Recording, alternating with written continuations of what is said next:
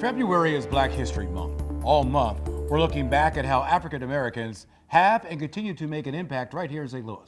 For over a century, Harris-Stowe State University has provided an academic safe haven for students, especially black students, to come learn and earn a college degree. 5 News Side's Ryan Henson goes back in time to show us how this university helped shape the city we know today.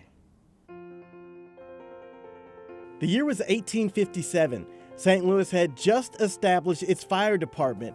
Dred Scott was making headlines as the most famous slave in America, and St. Louis Public Schools opened Harris Teachers College, the first public teacher school west of the Mississippi.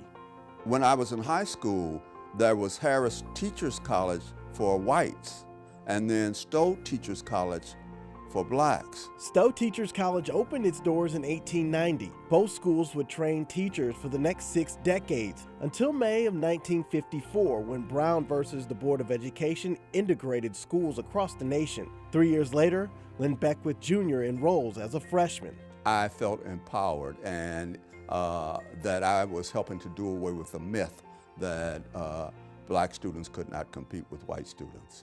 Success wasn't just a sum of grades. In a segregated St. Louis, Harris-Stowe prepared students socially as well. And as time went on, relationships between students of all races improved. They were cordial, and we were cordial because we wanted to make this thing work.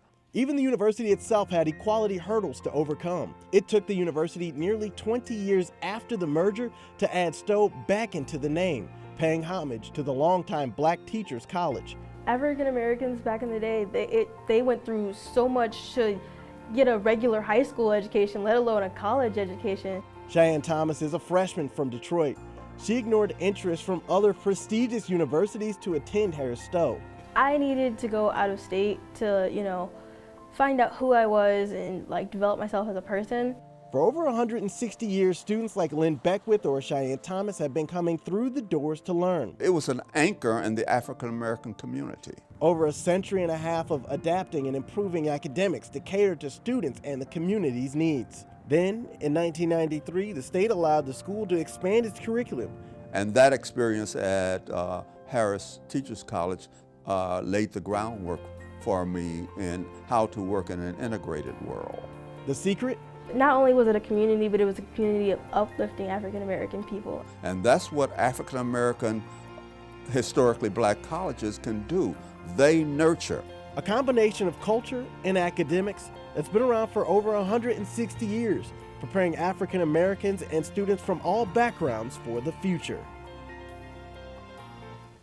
And it's more than just books there at Harris-Stowe as well. The National Black Radio Hall of Fame is there. Some of the likes of B.B. King are featured there, Bobby Blue Bland, and if you look closely here, you can find James Brown in the picture here. And these are the men of KATZ. It's the first black-owned radio station, first black radio station here in St. Louis. Bernie Hayes was a local legend. He's also one of the influencers who really got that thing off the ground. He also wrote a book recently talking about black radio and the importance of it, because it wasn't just about music and entertainment.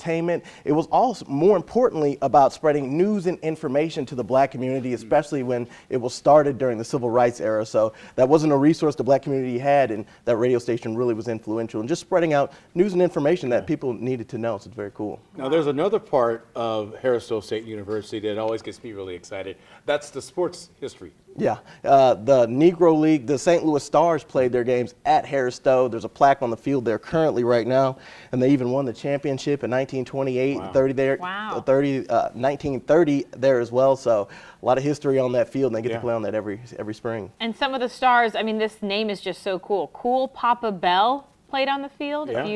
if you recognize the name. Oh yeah, That's Hall awesome. of Famer. That's awesome. You know, St. Louisan. yeah. Pretty Yeah, we know cool. that That was name. a great story, Ryan. Oh, Really thank great. you, thank you. Well done. Yeah. Well done.